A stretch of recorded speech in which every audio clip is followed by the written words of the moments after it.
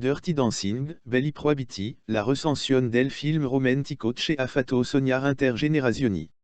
Difficile, force contre-producente in caso di parer negativo, giudicar negli anni 2000 Dirty Dancing, ELO e perché si tratta di un film romantico che, un po' comme Ghost, con cui condivideva l'attore protagonista, e entrato di prepotenza nel mito. La storia d'amor fra Babic e nessuno met in un angolo e il bell'imbusto Johnny Castle, infatti, ha impresso il suo marchio indelebil sugli adolescenti degli anni 80, un po' comme i Goonies, Big, i primi Indiana Jones ritorno al futuro, è diventata intoccabile. In più, Seyo che nel 1987 sembrava rivoluzionario o semplicemente osé, in primis il bello proibito che fu tagliato per volontà.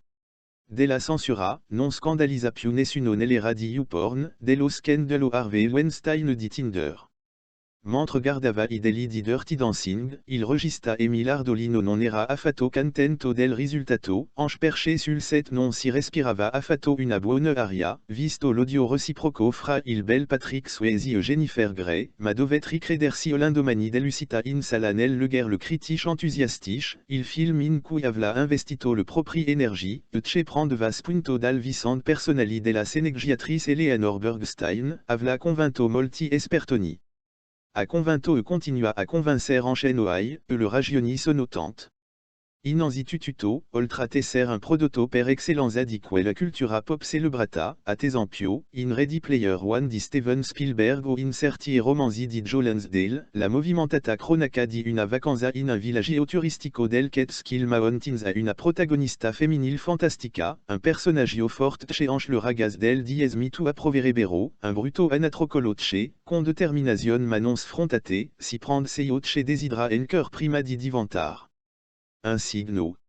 Un irwana la ragazza bassina un po' nasona ries a far innamorar di se l'uomo più bello della vacanza, un principe euro senza cavallo o giaca galonata ma che gira a torso nudo e dense agevolmente su un tronco d'albero.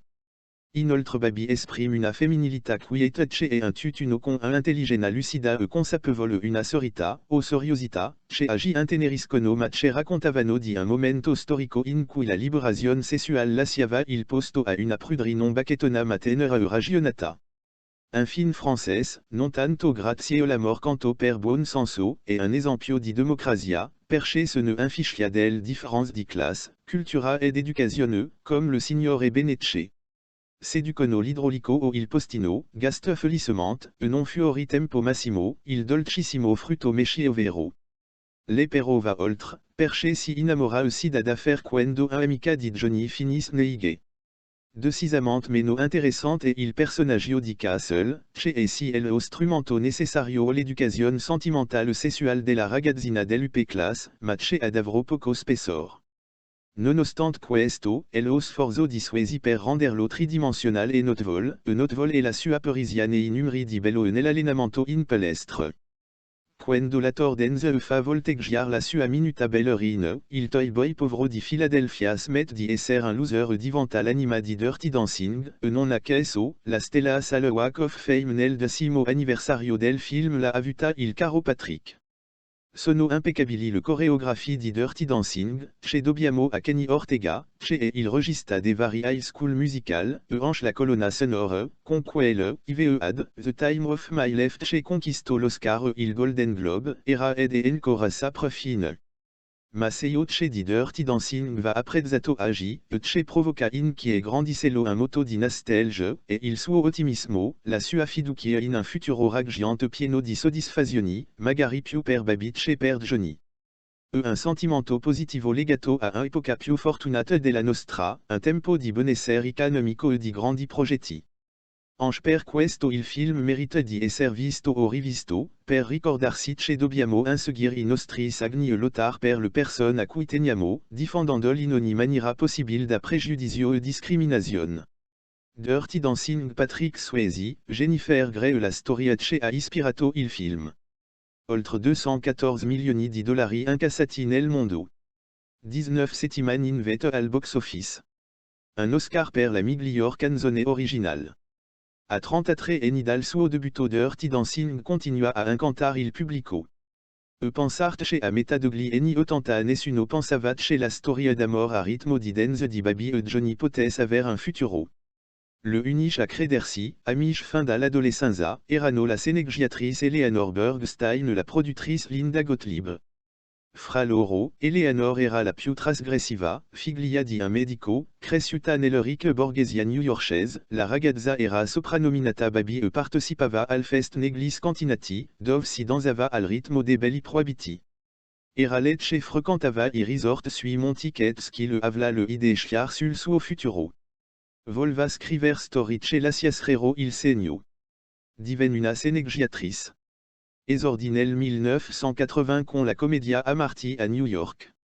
Ma quando Bergstein vince una scena di danza fu eliminata dal suo script, scattò la rivalsa, avrebbe scritto un intero film dedicato al bello. Tutto sarebbe stato incentrato su du sorelle in vacanza sui Catskill negli anni 60. Secondo la produtrice Linda, l'unica cosa buona era il titolo Dirty Dancing. Serviva quindi una storia migliore. Si eggians spessor con le differenze di classe, l'aborto e la ricerca della propria identità. Il passaggio successivo. Trovari un studio interessato al film, ma si volero 42 le litier di rifiuto prima di arrivare alla Vestrun, gia specializzata nella distribuzione in home video e pronta a lanciarsi nella produzione. Con soli 4,5 milioni di dollari di budget, il film ottenne il semaforo verde. La regia fu affidata a Emile Ardolino, premiato con l'Oscar per il miglior documentario nel 1983 ma alla sua prima esperienza con un lungometraggio. Trovare i protagonisti fu una sfida. Per il ruolo di Baby si candidarono Winona Ryder e Sarah Jessica Parker, ma Eleanor e Linda volvano solo Jennifer Grey. Per Johnny Castle fecero il provino Benicio del Toro e Billy Zane, ma quando si presentò Patrick Swayze la partita era chiusa. Nonostante un ginocchio mal ridato a causa del football, era un ballerino professionista grazie anche la mamma, un affermata insegnante di danza. In Chine poi Jennifer e Patrick facevano scintille, nonostante si detestassero già dei tempi di Elba Rossa. Si girò in autunno per 5 settimane fra Virginia e in North Carolina per contenere i casti. Le scène di bello furono riprese senza musica. A sostituirla un metronomo perché mancavano il brano original adatto al finale e i diritti, costosissimi, del canzoni celte da Eleanor. A tutto questo si aggiunsero, un infortunio per Patrick, si fes mal ballando su un tranco, le bis di Jennifer, i timori legati alla censura e agli sponsor, dato. Che la storia era incentrata su un aborto. Alla fin però ogni ostacolo fu superato, Swayze ritornò sul set propose la sua canzone She's Like the Wind per la colonna sonora, le schermagli fra i protagonisti diventarono parte integrante del film fra centinaia di audiocassette fu trovate, ive ad, The Time of My Life. Ce 33 anni dopo tutti sanno che, nessuno può metter Baby in un angolo, significa che avano ragione Eleanor e Linda, Dirty Dancing non è solo un film per ragazze, ma un cult che USA la dance, per raccontare una storia di amore e riscatto. Botaditas, col coronavirus. L'emergenza coronavirus adesso tocca il portafoglio. Tutto il nord ha combattuto e sta combattendo contro il virus che ha stravolto la vita degli italiani e soprattutto il portafoglio. Il governo, come è noto, ha bloccato le cartel, le imposte anche mutui nella zona rossa. Ma di fatto resta tutto il nord che è nella zona gialla a dover metter mano e contenti per pagare le imposte che virus o non virus arriveranno presto. E così col nuovo mese, già dei primissimi giorni di marzo, si parte con una sfilza di imposte da pagare che provranno ulteriormente le tèche già vuote dei contribuenti. Si parte lundi 2 marzo con la rata bimestrale del bollo. Poi si passera alla prima rata bimestrale dell'imposta di bollo relativa alla dichiarazione presentata entro il 31 gennaio 2020. Ma non finischi, l'imposta di registro sui contratti di locazione affitto stipulati dal 1er février 2020 o rinnovati tacitamente con decorrenza dal 1er février 2020. Ma attenzione, anche metà mese c'è da aprire il portafoglio. Infatti il prossimo 16 marzo scatta anche il versamento del ritenuta alla fonte su indennità di cessazione del rapporto, la liquidazione del versamento dell'IVA relativa al mese precedente. Tutto qui. No. Se anche il pagamento dell'imposta sostitutiva dell'IRPEF e dell'addizionali regionali e comunali sul somme erogate dipendenti nel mese precedente. Questo giro di tasse si conclude il 18 marzo con i versamenti dell'imposta del ritenuto non fatti in misura sufficiente entro il 17 febbraio. E adesso, come ricorda la verità, i commercialisti sono sul piede di guerra e mandano un messaggio chiaro all'esecutivo: bisogna estendere le misure di cui al decreto del 24 febbraio 2020 anche soggetti residenti o stabiliti nel cosiddetto zone gialte che stanno subendo limitazioni lavorative di mobilità analoga a quelle dei comuni del zone rosse, ha affermato il presidente del Consiglio Nazionale dei Dottori Commercialisti, Massimo Miani. Insomma gli addetti e lavori del settore tributario ci danno una trega immediata al governo su tutto il fronte del Nord. Un fronte che come sappiamo bene è il motore dell'economia italiana e in questi giorni di crisi dovuta al coronavirus non ha nessuna voglia di restarci axiato sotto il macigno del fisco. In questo momento si registra un gesto che va sottolineato solo da Cassa Depositi e Prestiti che ha differito il pagamento del RAT dei mutui 2020 degli enti locali. Ma la mossa che può davvero salvare il tessuto economico del Nord tocca al governo. A pagar le conseguenze del virus non c'est la zona rossa, ma tutta l'Italia che produce.